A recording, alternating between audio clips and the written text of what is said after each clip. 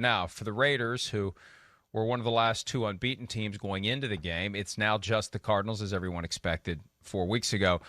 The Raiders, what do they need to fix? We talked earlier about not falling behind and having a better plan on both sides of the ball, but more specifically, once they get into the game, what is it that you think they need to be worried about the most? Well, other than last week, the run game hasn't really taken off. I think that's one aspect of their team. They're kind of waiting to get going, and that's going to be hard with the offensive line. I'm not panicked about their offense in any way. I'm not. I don't look at it one area and go, oh, man, they're really got issues here, and that concerns me for the rest of the year. I think the thing I kind of said at the top of the show would be the thing I'd like to see change a little bit. Open up the game plan a little bit more earlier in the game. Be a little bit more aggressive then. Back some people off right away, and then they can get back to, they want to do what the Saints and what we talked about with Justin Herbert. They want to hit 5 and 8 and 10 and 5 and just be in the right play all the time.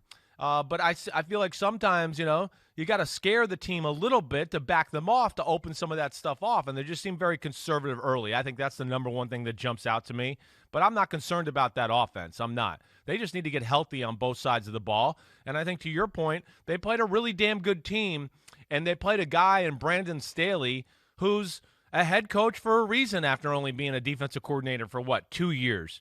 Because he's game plan specific, and he throws some stuff at you, Mike, that, you go, wait, we prepared for this all week, and holy crap, he's playing us like this.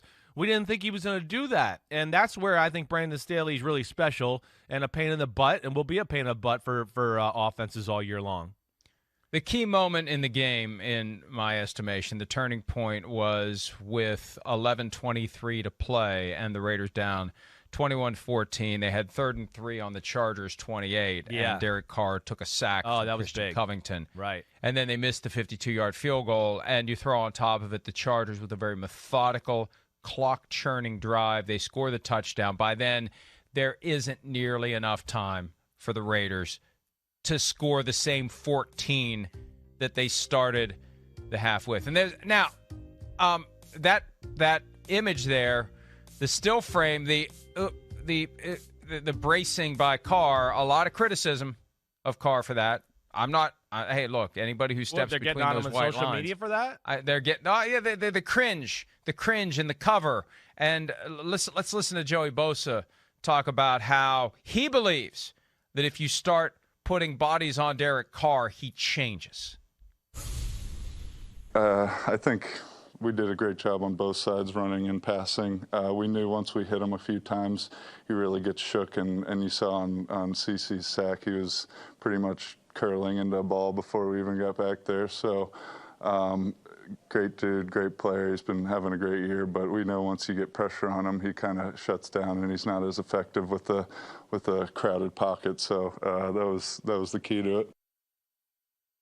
So it's not just social media. The Chargers figured it out, and hey, look, again, you're getting hit by large, strong men. That's right. There is an element of pain that goes into it, and your body remembers it, and your body reacts. He's not making a conscious decision to go pill bug when Christian Covington's bearing down on him, but what else can you do? It's either that or hit the deck. You either brace for impact or you hit the deck.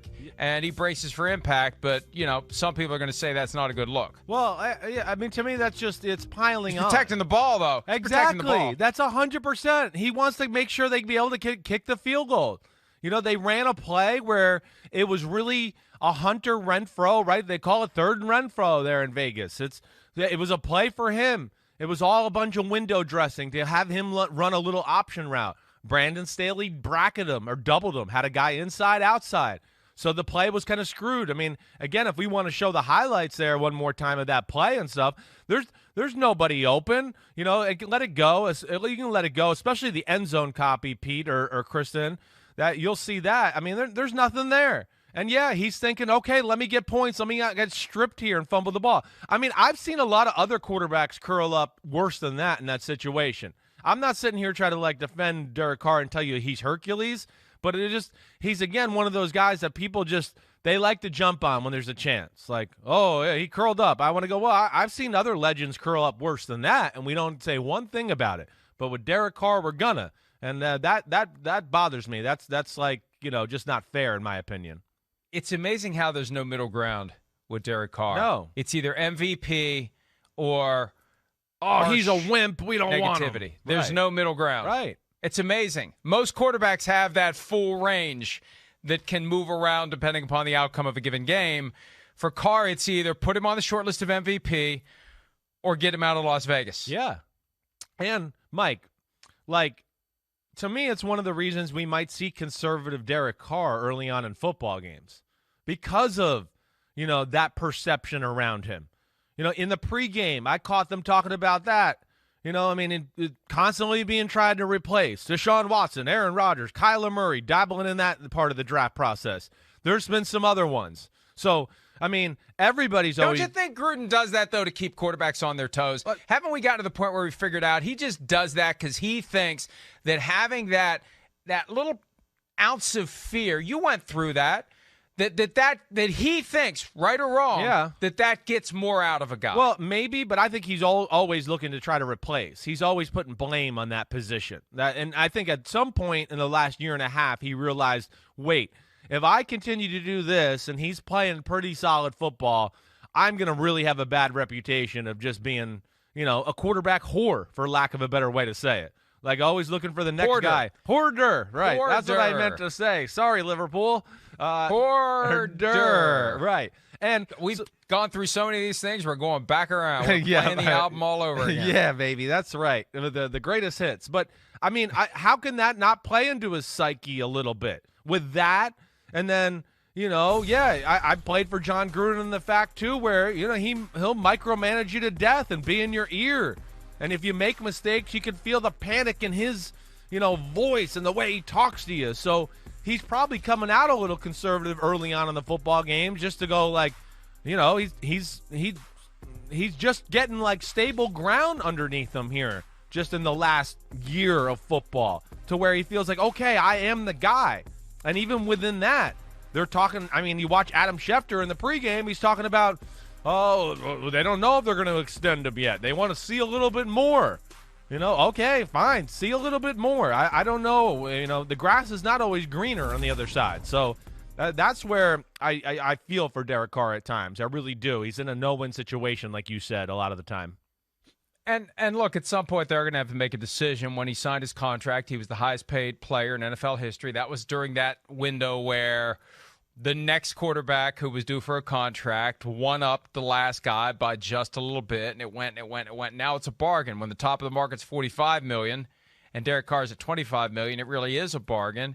And first 3 weeks of the season, he's making his case to get a significant bump on his next deal with Las Vegas. And, now they're going to go back and coach him hard and see how he deals with adversity. You're going to have adversity at some point during a 17-game season. It's almost assured. No one's going wire to wire as this dominant team. Right now, the Bills are the closest thing I think the NFL has to a dominant team, and they lost in week 1, and they can step in a pothole at any given time. That's the beauty of it. With that many games, you're going to have bad games. And it's just the addition of that one extra game, I think, that maybe has opened our eyes to the fact that it is a long season. Yeah. And you are going to have adversity, and what matters is how you deal with it when it arrives. Yeah, that's right. And, he's, so far through the Gruden era has handled adversity pretty well. They didn't go to the playoffs last year, but it wasn't because of Derek Carr. He was probably the MVP of the football team. And then, last night, a little bit of the off night. But damn, the defense couldn't make a play, get off the field there for a period of time as well. And they were a banged up football team. They were less than. They're not at full strength. So I don't think we saw the true picture of them all the way through. And then, of course, they ran into, a team that's playing real good football and is really well coached on both sides of the ball, and then has everything we talk about. When you have that, you go, okay, quarterback, good coaches both sides of the ball, and then you go, damn, some playmakers on both sides of the ball too, some guys that the coaches didn't come through, but it doesn't matter. Joey Bosa is going to beat this double team and get there. Derwin James going to make a pick. Keenan Allen or Mike Williams are going to make a freak show type of catch, and that is where they're dangerous, and that's where I think, to your point, Mike, and why you picked them, they're here to stay. I'd be pretty shocked if they weren't in the conversation for one of the better teams in the AFC once we got to December after seeing 4 games so far. Hi, I'm Mike Tirico, and thanks for watching. Make sure to hit subscribe for the latest news and highlights from NBC Sports.